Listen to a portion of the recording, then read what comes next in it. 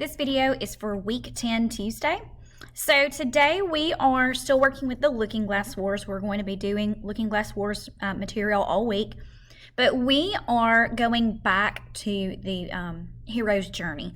We did this several weeks ago with the first half of the Looking Glass Wars, and now we're going to finish out our document with chapters 31 through 56. So this is very important. Third period students, you are working on the inner journey section only.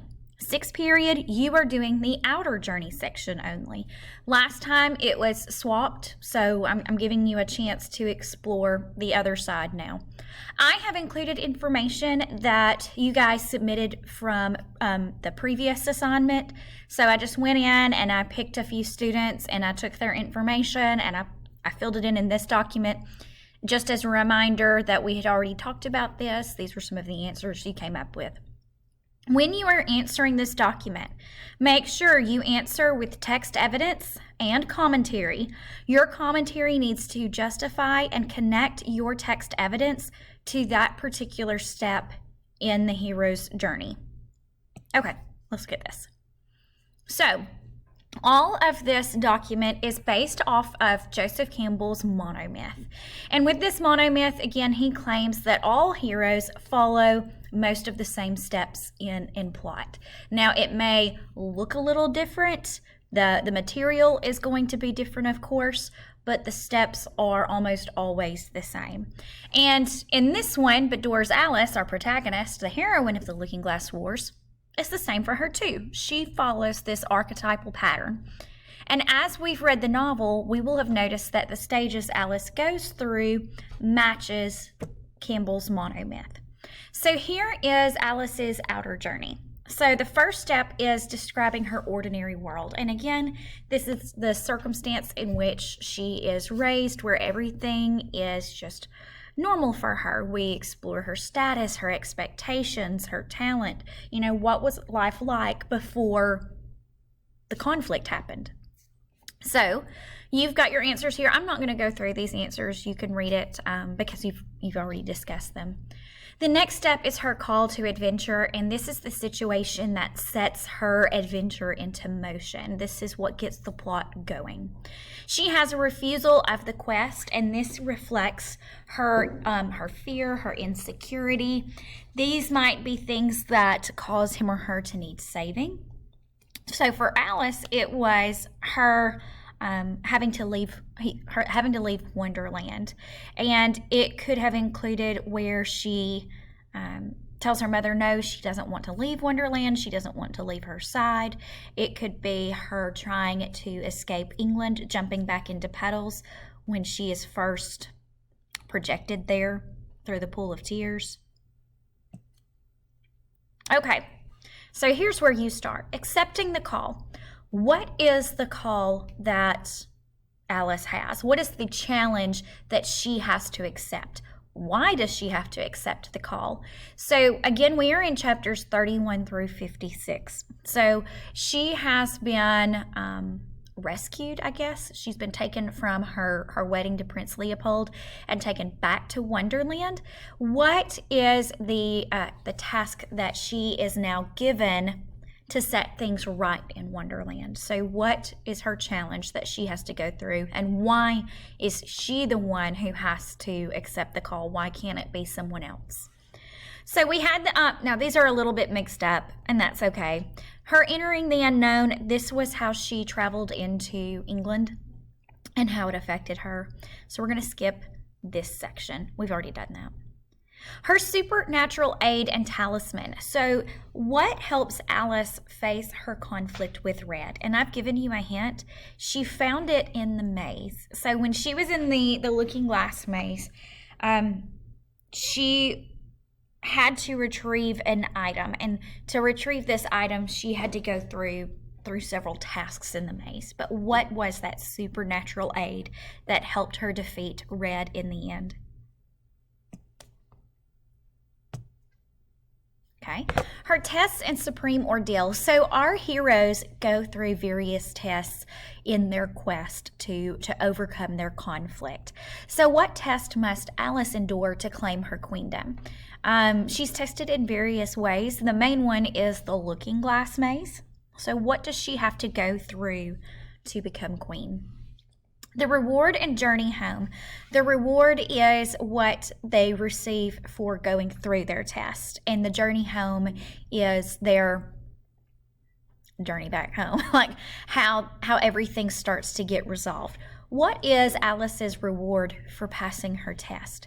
So it could include the talisman, that supernatural aid talisman, her scepter. It could be her actual queendom, defeating Red. So what was her reward for battling Red? And how does she become master of two worlds? So I've broken it down here. How does Alice master England? So this kind of requires us to go to talk back about her time in England. And how does she master Wonderland? So we know how she masters Wonderland. She eventually becomes queen. Let's talk about England for a second. In the end of the book, she has to figure out how to help her English family deal with her absence. What does she do to make their lives easier? Now, the inner journey. So this is a transformation of consciousness. This means that all of this section is largely dealing with her internal journey, how she changes on the inside, her mentality, her emotions. So it always starts off with a limited awareness of problem. This is where the hero is really just living in their own little bubble. They are vaguely aware of threats in their ordinary world, but largely they are ignorant of those dangers. Okay, so this is the increased awareness of need for change. Alice is aware that much needs to change in Wonderland, which means much must change about herself.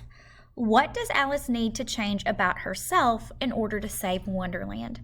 When we first see Alice go back to Wonderland in the early chapters of 31 through 56, she is hesitant about her role. She's been gone for so long. She doesn't know if her imagination works the way that it used to, or if it's even strong enough to defeat Red.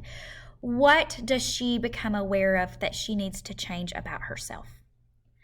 Fear and resistance to change. So this was when Alice found herself in the new world. She was afraid of the unknown. This was her dealing with life in England. You no longer have to answer that. Overcoming her fear. Of what is Alice afraid upon her return to Wonderland? What does she fear? And how does she overcome that fear? How does she get past her self-doubt or her hesitation? How does she work through it? We are not going to go over these because this is referring to her in London, England, or in Oxford, so don't worry about those anymore. Don't worry about this first section, preparing for major change. Okay, big change with feeling of life and death. In the maze, Alice is faced with witnessing her companions' impending deaths. So she sees Hatter, she sees Dodge, Bibwit, and Red is threatening to behead them. And she has to make a decision to either save them or sacrifice herself and save Wonderland. What does she decide a real queen would do? She ultimately realizes that a true queen would act in a certain manner. So tell me what that is and what are the results of her going through with that. Accepting consequences of new life. Once Alice decides to take on the role of, for lack of a better word, savior of Wonderland, how does she change? You see that once she realizes that it's up to her to save Wonderland, she goes through this mental growth, this maturity. How does she change? New dedication and rededication. Alice comes out of the maze glowing with imagination. It is so incredibly strong and everybody can see it. And she has this new dedication to take back her throne. How has she matured and become ready to face her destiny? How do you know? Her final attempt, her last minute danger. So she is facing off with Red and she's almost defeated. Red makes her hallucinate her life in England She conjures up this vision where Red conjures the vision where Alice wakes up in bed and her English family is telling her it was all a dream. But how does Alice overcome this trickery? And then mastery. What does Alice ultimately learn to master that she was concerned about when she first came back to Wonderland? How does this help her serve as Queen of Wonderland? When you are done, make sure that you hit the turn in button in the upper right corner. Remember, I cannot see your work unless you turn it in.